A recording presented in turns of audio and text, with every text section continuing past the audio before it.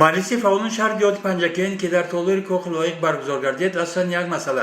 نتیجه رشد اقتصادی اجتماعی خودی خلق شهر پنجکین را در دام 6 ماه سال 2021 مورد محاکمه قرار داد. مجلس را رئیس شهر خالقزاده عبدالخالق افتتاح نموده روزنامه و اشتراک معاون رئیس ولایت سوخ زیدنور عظیمی را در مجلس اعلام داشت. بعدا از روی مسئله یگانه روزنامه نتیجه رشد اقتصادی اجتماعی خودی خلق شهر پنجکین در 6 ماه سال 2021 و وظیفه در نیم سال دوم معاون رئیس شهر شوکت بابازاده معروضه نمود.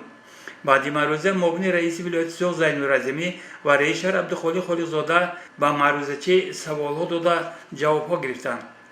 از روی برد و باخت خارجی خلق شهر پنجکین معاون رئیس ولایت سوخ زیدنور عظیمی و رئیس شهر عبدالخالق خالقزاده از راهبران در همه سطح پرسش به عمل آورده آنها را برای اصلاح کمبودی‌ها و بهتر و خوبتر استفاده بردن امکانات‌های موجوده وظیفه‌دار نمودند.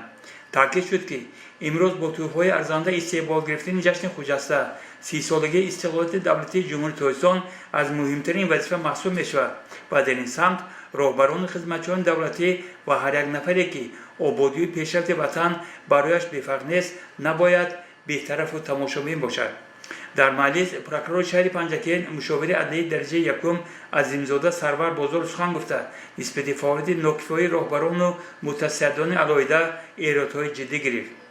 در خاتمه مجلس معاون رئیس ولایت سوخ زیدنور عظیمی و رئیس شهر خالقزاده عبدالخالق سخن گفته از راهبران دعوت به عمل آوردند که کمبودی‌های جای داشته هرچه زودتر برطرف و 30 سالگی استقلالیت دولتی جمهوری تاجیکستان با اصلاح کمبودی‌ها دستاوردهای نظررس و اجرای دستور سپارش‌های اساسگذار اصول وحدت ملی پیشوای ملت پرزیدنت جمهوری تاجیکستان محترم امام رحمان استقبال گرفته شود.